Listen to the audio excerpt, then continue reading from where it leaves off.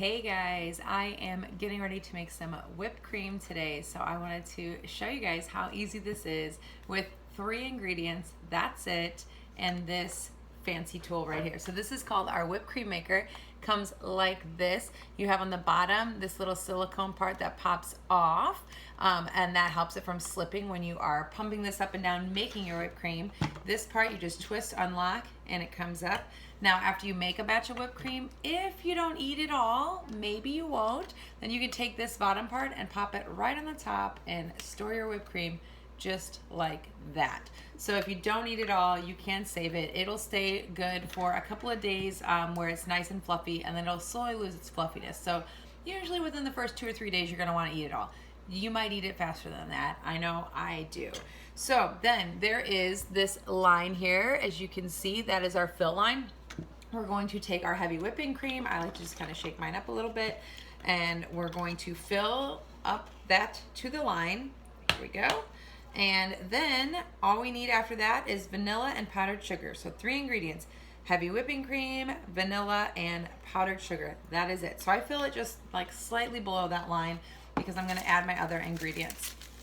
Now, powdered sugar, 1 tablespoon. I always say a heaping tablespoon because I like mine pretty sweet, but if you don't, you could measure it exact. There's my heaping tablespoon.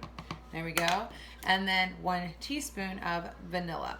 Now, if you want to try different flavors, instead of vanilla, you could do peppermint extract, you could do almond extract.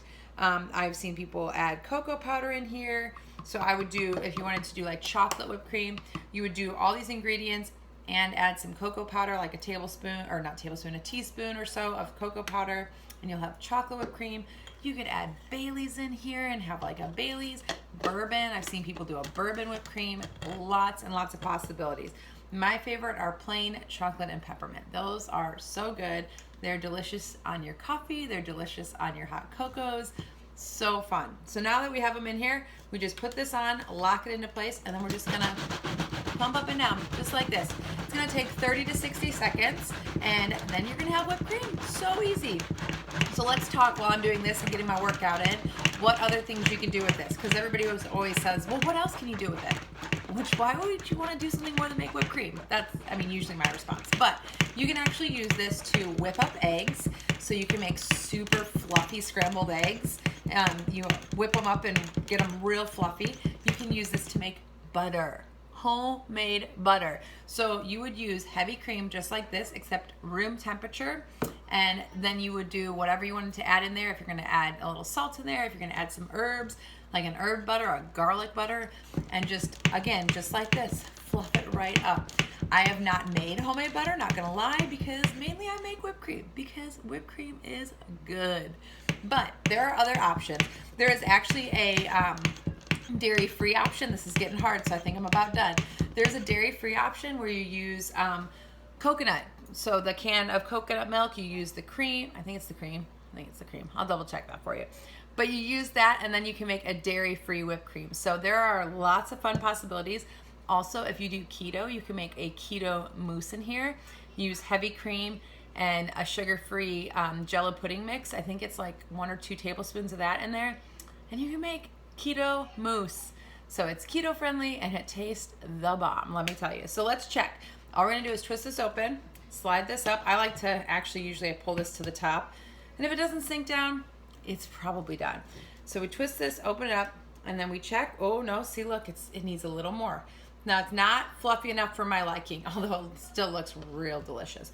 I like to get it where I have some nice big peaks. So I'm gonna give it a couple more good ones, and then we'll check. Pardon me. This is what happens when I'm talking and working out at the same time. There we go. My kids like to help with this, but they're in the basement. All right, well, I think it's pretty fluffy. It's got a pretty, normally I feel like I have more peaks. I'm gonna test it. Oh yeah, it's still delicious. All right, so huge batch of homemade whipped cream ready to go. I'm actually going to save mine for this evening because we're having breakfast for dinner. But if you guys have any questions about this, let me know. We love making homemade whipped cream. It's delicious. It's fun for on your coffee, on your pancakes, or your French toast, or your waffles. It's fun to just eat with a spoon, put it on your ice cream, hot cocoa bar with 3 or 4 different flavors. Super fun. So let me know in the comments what flavor you would try first. Bye, guys.